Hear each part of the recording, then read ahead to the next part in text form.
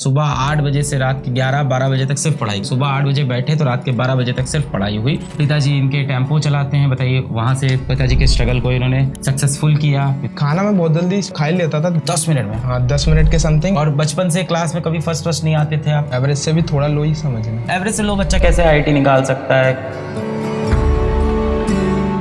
सच बताऊं तो थोड़ा सा टाइम मैनेज नहीं हो पाता था। मैंने 11th थोड़ा बहुत करा था। आखिरी में आते आते मेरे मदर की डेथ हो गई थी ड्यू टू पैंक्रियाटिक कैंसर। फिर उसके बाद से फ्लो टूट गया था। फ्लो टूटने के बाद फिर मेरे को होश आया। फिर मैंने 12th से फिर से स्टार्ट करा पूरी रिगरसली। फिर 12th पे ही फोकस करा क्योंकि 11th का मैनेज नहीं हो पाता था। मेरे मेंस में 91st अटेम्प्ट में 96 परसेंटाइल के समथिंग बने, जो कि थोड़ा कंफ्यूजन था कि ये सेफर साइड पे है कि नहीं। फिर मैंने बोर्ड्स पे ध्यान दिया। बोर्ड्स पे ध्यान देने के बाद बोर्ड्स निकला जैसे तैसे 75 के ऊपर, थोड़ा 78% के समथिंग बना। एंड देन फिर से सेकंड अटेम्प्ट पे फोकस करा। फिर सेकंड अटेम्प्ट में मेरी 98.98% टाइल बन गई पिछले साल। फिर लगा कि हाँ इतना इनफ है कि डिसेंट NIT भी मिल जाएगा और बैकअप भी है, तो उससे थोड़ा बूस्ट मिला कि हाँ कर सकते हैं। इनका जो 11th रह गया था वो इसलिए रह गया था क्योंकि माताजी की तबीयत काफ़ी ख़राब रहती थी 11th क्लास में। लंबे समय तक उपचार हुआ, एडमिट हुए और भी चीज़ें थी। और फिर अंत में माताश्री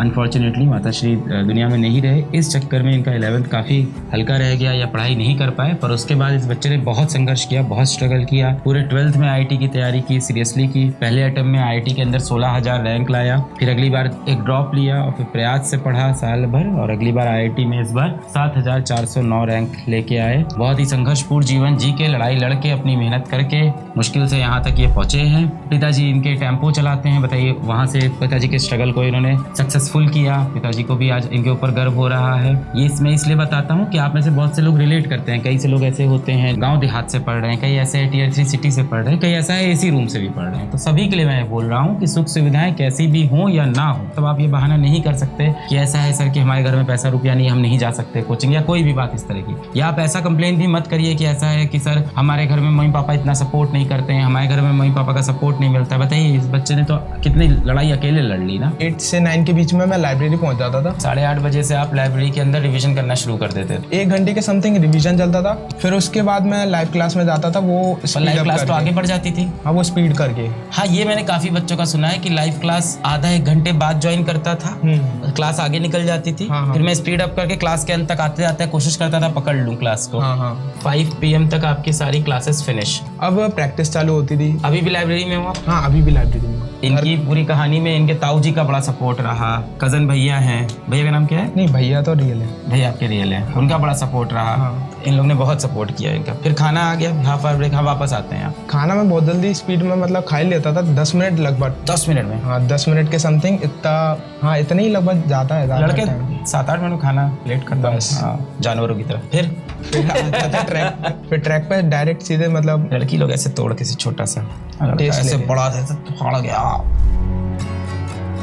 थोड़ा एग्जाम्पल दो किसी चैप्टर के साथ, जैसे मान लेते हैं आज कोई चैप्टर पढ़ा है उसके साथ 2 एग्जाम्पल। तो जैसे इलेक्ट्रोस्टैटिक स्टार्ट किया अपन ने, ठीक है, तो आधे घंटे में अपन ने 10 से 12 क्वेश्चन का टाइम फ्रेम लगाया। तो ये थोड़ा प्रेशर ज़्यादा रहता है कि आधा घंटा है। अगर अपन ने टाइम फ्रेम बढ़ा दिया, जैसे 1.5 घंटा 2 घंटा कर दिया, क्वेश्चन भी बढ़ा दिए, लेट सपोज 30 कर दिए 2 घंटे के लिए, एंड 2 घंटे में फिर वो क्वेश्चन कम ही हो पाते हैं, थोड़ा लेजी हो जाते हैं। तो वो क्वेश्चन एक ही सब्जेक्ट का होता है 2 घंटे में। PYQs बहुत ज़रूरी है, लेकिन एक बार चैप्टर खत्म होने के बाद PYQs टाइम फ्रेम में बहुत जरूरी है। बहुत इंपॉर्टेंट है भाई, बहुत जरूरी है, क्योंकि वो प्रेशर आपको उसी दिन पता पड़ेगा। और बचपन से क्लास में कभी फर्स्ट नहीं आते थे आप? क्या आते थे?